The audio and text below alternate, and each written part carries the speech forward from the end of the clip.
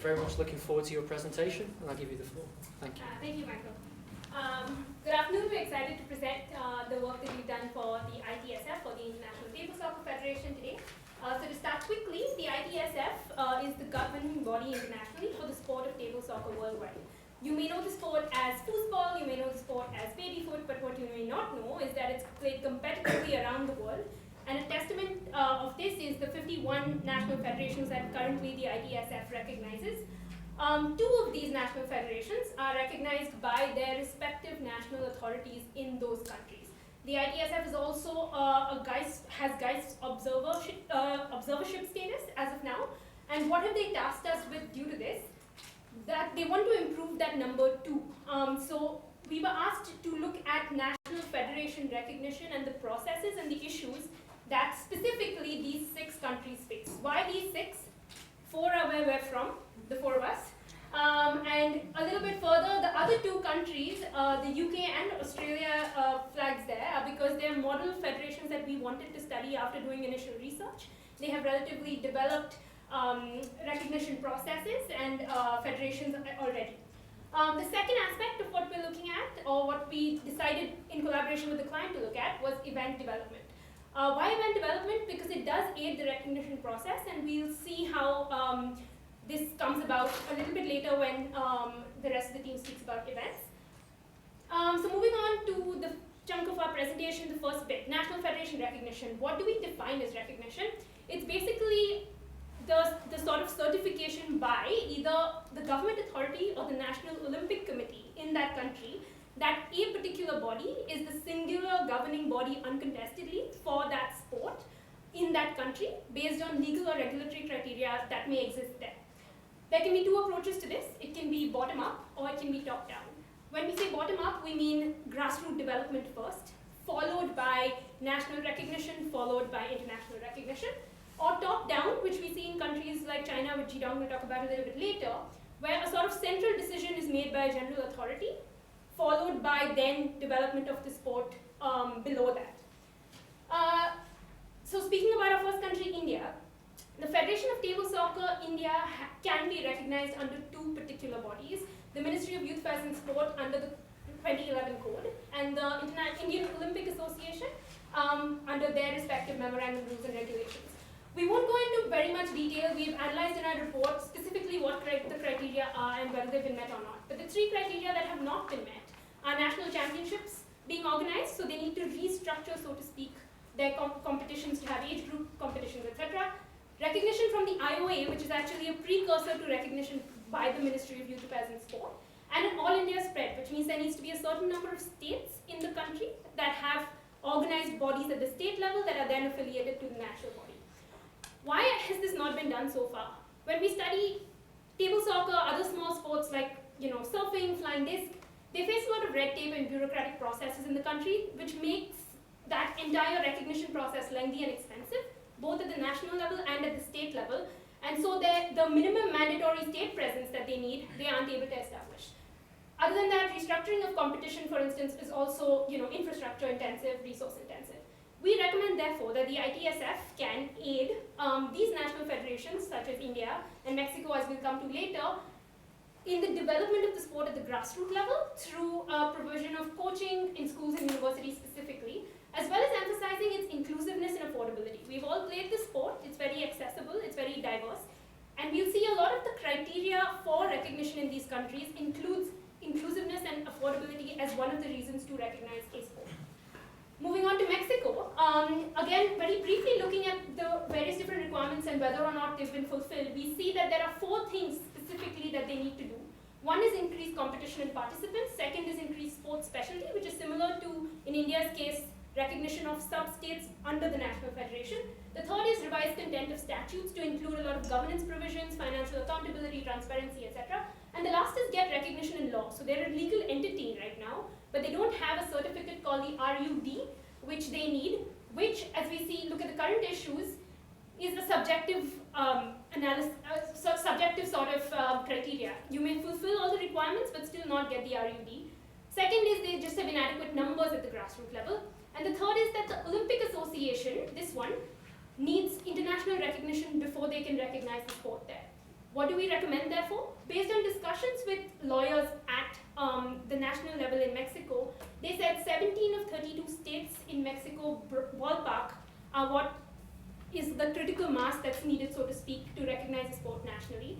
They also need to develop grassroots and representation of those skilled players at international events. And they also need to work toward eventual GAIST membership and then later international membership, purely because the Olympic Association will only recognize them after that. This brings us to the second sort of group of countries which are slightly unique. The reason they're unique, and China is the second one, is that the US TSO, for instance, does not have the capability at present to be recognized at all. So we were asked to analyze this, but the United States Olympic Committee bylaws specifically need you to already be in a major event, or be widely practiced like polo or USA Ultimate, which they've recognized, or be patriotic educational or cultural organizations such as the NCAA or the YMCA to be recognized. Now we see in the case of USA Skateboarding and USA Dance that recognition has worked like this. They were in major events like the Olympics before the USOC recognized them. And so what are the issues? One is that the prerequisite remains inclusion internationally in an event first. And second, the trend is that even widely known sports like polo are still not USOC recognized. Therefore, what do we recommend? US Sports Council recognition. The Sports Council is a body that is one rung below the USOC in the United States that helps smaller federations leverage its own resources to then lobby for recognition and inclusion in major events. Second is marketing athlete performance and sponsor broadcasting revenue in the US market. The US has, for example, a lot of players that are ranked, including world #1 ranked players, whose performances can be leveraged. With that, I'll hand over to Gina. Now moving on to the most unique system out of those countries that we have chosen, China. As you may know, China has a highly centralized sports system with all of those sports associations established and supervised by the General Administration of Sport of China. Therefore, there's no such issue of sports recognition in China because all of those sports associations were automatically recognized at the time of their establishment. Which brings us to our next issue, is the lack of clear criteria here. So, based on our correspondence and communication with the Chinese Sport Bureau, they only provided us with two very vague criteria here. The first one is the sport has to reach a well-developed level, and the second one is to be operated by a professional management team. However, there are no further clearer indicators or measurements for those criteria. For example, it could be how many annual events were required, or how many people are required within one team. Apart from those major issues, there are also other challenges in China. For example, the public perception on table soccer, whether this is a sport or just a pure entertainment. And secondly, due to the fact that there's no such a Chinese table soccer association, they literally get very limited funds for their grassroots level development. Therefore, based on those analyses and research, our recommendations are, firstly, the top-down model will always be more effective and efficient in China, which means to push the development from the national level to the provincial level and finally down to the grassroots level. And the second recommendation is to continue their investment in those school events, which can help them to at least maintain or to further increase their national influence within China. Moving on to our last examples, the two model countries, UK and Australia. As you can see here, their recognition requirements have been divided into 4 different groups: governance, uniqueness, vision, and sport development. Take a closer look at what elements could be included in those 4 categories. So governance, when we talk about governance, we always, firstly refer to the transparency or integrity within one organization. So the minimum one federation can do is to have their annual reports or their financial statements or their election policy available in the public domain. And uniqueness, same as Mexico, the prevalence of the sport at the domestic level. And the vision, a strategic plan will always be helpful for federations' long-term development in order to finally achieve either their active members or their national influence. And the current status of those 2 national federations within both countries. So there are still 2 major criteria that have not been fulfilled, which is the governance and their organizational vision.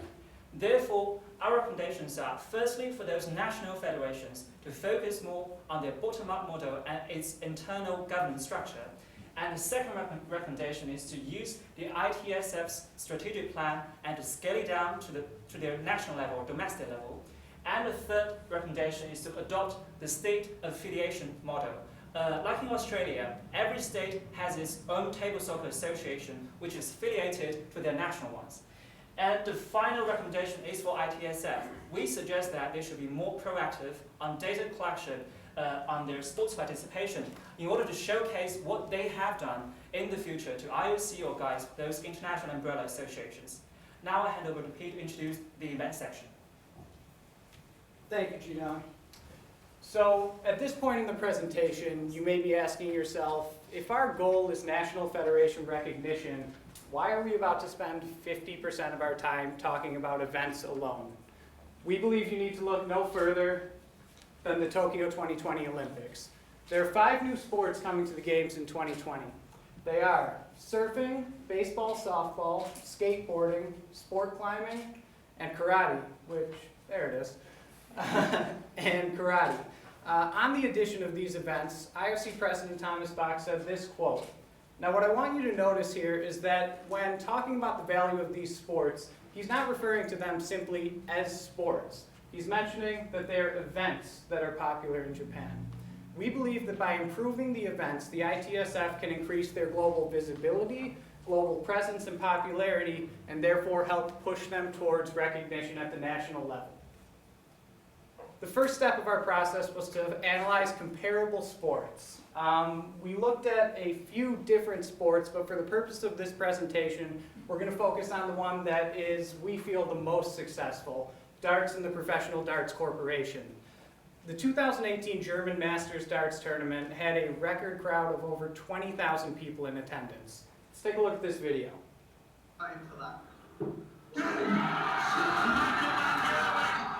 Wins the Premier League for the third time, as 6 match starts were missed by the man who had the Premier League title in the palm of his hand.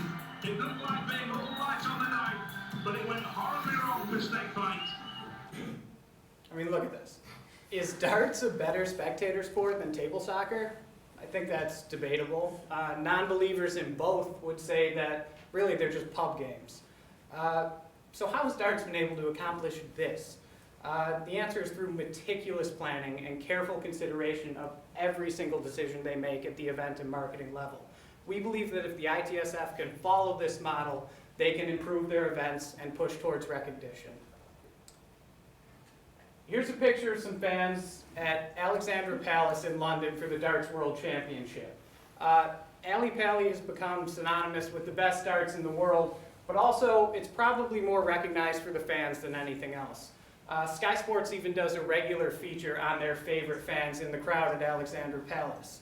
By encouraging spectators to wear what they call fancy dress, the PDC is creating a party atmosphere in their events and encouraging everybody to come out and have a great time.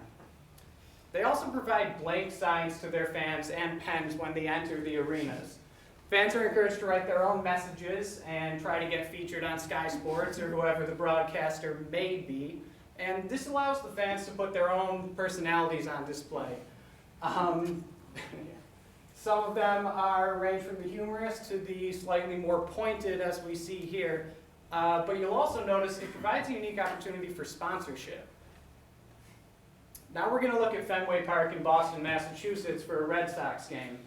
The singing of Sweet Caroline has become synonymous with the team. What I want you to notice in this video is that there's nothing going on in the field. There's a pitcher warming up, but there's no game, yet everyone is still in the stands. Why? That's why. Obviously, with decades of tradition in an enormous major league sport considered the national pastime of the US, this tradition is easier to cultivate, but it's completely scalable.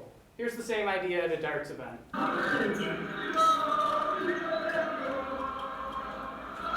ritual of singing these songs brings the fans together and creates an atmosphere of togetherness with each other and with the sport and the event as a whole.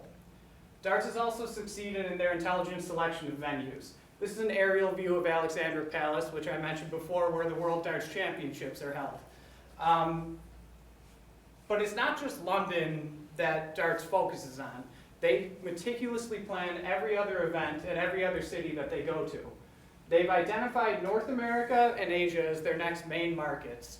And when they go to these markets, they pick specific cities where they believe their product will thrive and they'll be able to fill the stands and create a good atmosphere. In his interview with PDC Chairman Barry Hearn, Brian Curtis said, the PDC could sell out venues in London every week. But Barry Hearn learned from the WWE that there's value in tending to fans in Columbus and Tulsa. And here's my favorite part, the marketing of athletes. Here we're looking at Peter Snakebite Wright on the left and Mighty Mike Michael Van Gerwen on the right. They are two of the best darts players in the world, but really they're two of the best personalities in darts, and the PDC has identified that. You'll notice that I called them by their nicknames. That's because Barry Hearn mandates that every single player have a nickname and have their own individual walkout song to come to the crowd with. But they don't get to pick those nicknames. They don't get to pick those songs. They're picked by a team of marketing experts employed by the PDC to encourage the fans and encourage the players to associate with the fans. We believe that every aspect of the PDC has been planned strategically and intelligently, and it's led to this success. If the ITSF can follow these recommendations and follow in their footsteps, they can achieve similar success. Now to discuss those plans, Pavel Orozco. Thank you, Peter. So, after analyzing sports under the same characteristics, we came out with 5 main recommendations. This is a picture of Tiger Woods after winning his first championship, important championship since 2008. What happens here is that the result was that CBS TV in broadcasting in golf had the highest level of broadcasting the golf tournament in the last 34 years, which elevated the rating, in 17%. On the marketing of athletes, we recommend to first of all identify the main athletes we have. Something important here, the main athletes will not be necessarily the top athletes. Here we're looking for the athletes who fit the personality, and once we have identified them, then we'll provide them with PR and social media training. Why is this? This is a way to make sure they are providing the message we want to deliver to the fan. And last, market the stars, which means we'll market the athletes, and the ITSF will have a human face. Why is this? Because to create the fan engagement, it's always easier to identify through a human face. So identify, train them, and then they will send the message. The faces should be in the web page, in the applications, in the tournaments, in every venue. The faces of our top athletes, ambassadors, should be there. This is the 17 goals of sustainability by the UN that the IOC has adopted for the 2020 agenda. This is one of the main pillars. So in terms of events, we recommend also to have venues accessible by public transportation, and also to reduce waste by using recyclable dishes and bottles, and also to have always a program or a distribution of food. As for creating the party atmosphere, as Peter mentioned before, this is not an improvisation. Here we have the picture of Bojo. Bojo, it's an MC. He's the MC from the Las Vegas soccer team. His only job is to keep the crowd committed, which means that if the crowd is not having fun, he's not doing his job. What we mean with this is that we create this atmosphere for the fan. It's easier for the fan to interiorize the sport and to acknowledge our product. So also to choose team and player songs. It's very important that our atmosphere has completed also with the auditive area. Also again, it's not an improvisation. You should really pick the songs with a logic and always related to a player and to the events. Also to select fitting sponsors. What we mean by this is that it's always very important to be coherent with the events and the sponsor you're having, not just for the monetary benefits, but also for the branding, to increase the value of our brand. So I want you to take a look of this. This is a picture of the UEFA Champions League. What I want you to notice here is that this is not just any blue color. This is UEFA blue. which means they branded the color. Every time you see a UEFA Champions League, you know you're watching a UEFA Champions League when you're watching the venues with the colors and everything. It's very well branded. So we highly recommend to pick a color scheme and implement it at every event. As for the venues, we also recommend to have smart and also creative venues. These are squash venues who were put in very strategic places in main cities. These kind of places give a high status and very good visibility of the product.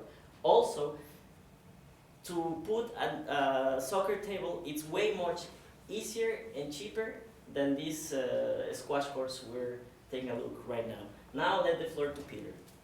So, quickly, the key takeaways of our presentation. For recognition, it varies across countries. There is no, as hard as we tried, master list towards recommendation. So we believe the ITSF should focus on sport development instead of criteria fulfillment. And then follow the 5 steps that Pavel just went over for the marketing of events. And we believe that by improving those events, the ITSF can enhance their visibility and push for recognition. Thank you very much.